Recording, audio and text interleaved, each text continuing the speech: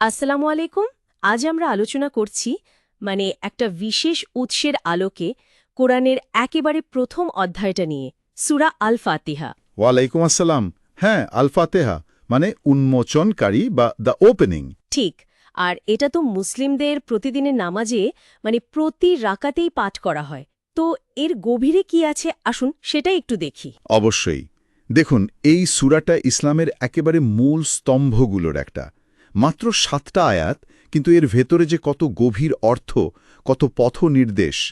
আমাদের আজকের লক্ষ্য হল হাতে যে সূত্রটা আছে সেটার ভিত্তিতে এর গুরুত্ব, এটা কখন নাজিল হলো, এর ফজিলাত আর আয়াতগুলোর মানে সহজে একটু বোঝা। আচ্ছা, তো শুরুতেই এই যে নাজিলের ব্যাপারটা, সূত্র ঘাটতে গিয়ে দেখলাম এটা মক্কায় নাজিল হয়েছে নাকি মদিনায়, তা নিয়ে একটু ভিন্ন মত আছে, তাই না?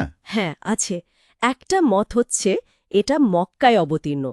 এটার পক্ষে সূরা হিজরের একটা আয়াতের কথা বলা হয়, যেখানে 7টি বারবার পঠিত আয়াতের উল্লেখ আছে। ও হ্যাঁ, আর নবী সাল্লাল্লাহু আলাইহি সাল্লাম সেটাকে আল ফাতেহা হিসেবেই চিনিয়েছেন। ঠিক। আবার আমাদের সূত্রে আরেকটা মতের কথাও আছে, যেটা বেশ জোরালো, যে এটা আসলে দুবার নাজিল হয়েছে, একবার মক্কায় আর একবার মদিনায়। দুবার?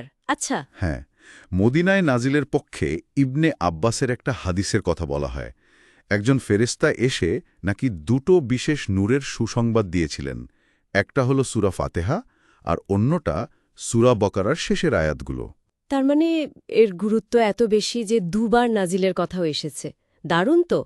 নাজিল নিয়ে আর কোনো ঘটনা? হ্যাঁ, সূত্রে একটা ঘটনার কথা আছে। নবী সাল্লাল্লাহু আলাইহি সাল্লাম যখন বাইরে যেতেন, তখন একজন আহ্বানকারী তাকে ডাকতেন। ওয়ারাকা ইবনে নওফলের পরামর্শে তিনি একবার স্থির হয়ে শোনেন। কি শুনেছিলেন? ওই আহ্বানকারী তাকে সূরা আল ফাতিহা শুনিয়েছিলেন। আবার ধরুন, আলী রাদিয়াল্লাহু আনহু থেকে বর্ণিত আছে, এটা নাকি সরাসরি আরশের নিচের ভাণ্ডার থেকে এসেছে। সুবহানাল্লাহ। আর নামাজের সাথে এর সম্পর্কটা? ও, সেটা তো অবিচ্ছেদ্য। সূত্রে উবাদা বিন সামিতের একটা হাদিস উল্লেখ করা হয়েছে।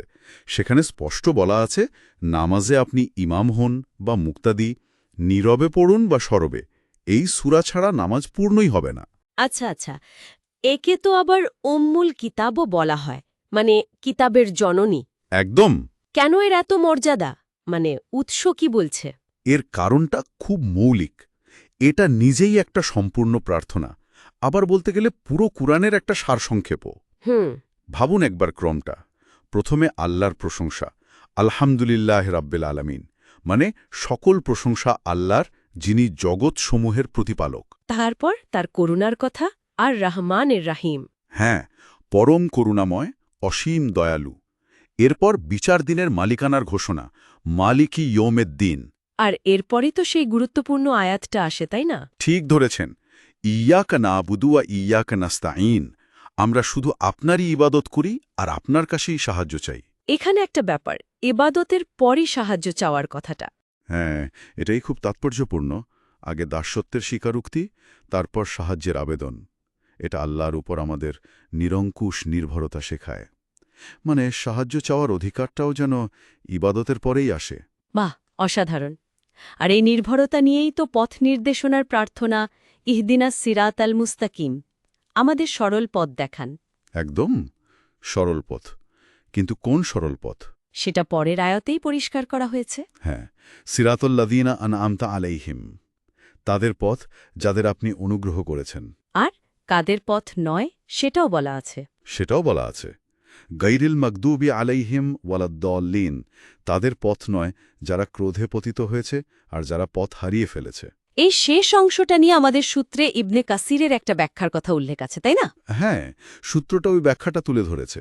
সেখানে বলা হচ্ছে, মাগদুবি আলাইহিম বা ক্রোধে পতিত বলতে হয়তো সেই সময়ের ইহুদিদের বোঝানো হয়েছে, যারা সত্য জানার পরও মানেনি বা বিকৃত করেছে। আচ্ছা। আর আদ্দালিন বা পথভ্রষ্ট বলতে হয়তো সেই সময়ের খ্রিস্টানদের বোঝানো হয়েছে, যারা জ্ঞানের অভাবে বা ভুল ধারণার কারণে সঠিক পথ থেকে সরে গিয়েছিল। তবে এটা মনে রাখা দরকার, এটা উৎসে উল্লেখিত একটা নির্দিষ্ট ব্যাখ্যা। মূল বার্তাটা কিন্তু সার্বজনীন সত্য জেনে সেটা মানা আর অজ্ঞতা বা ভুল ধারণা থেকে আল্লাহর কাছে আশ্রয় চাওয়া।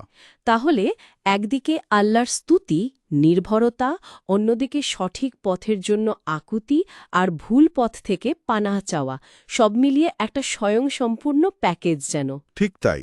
এর ফজিলত বা বিশেষ উপকারিতা নিয়েও তো অনেক কথা আছে। সূত্র কি বলছে? অনেক ফজিলতের কথা বলা আছে। যেমন হাদিসে এটাকে কোরআনের শ্রেষ্ঠতম সূরা বলা হয়েছে। আবু হুরায়রা থেকে বর্ণিত।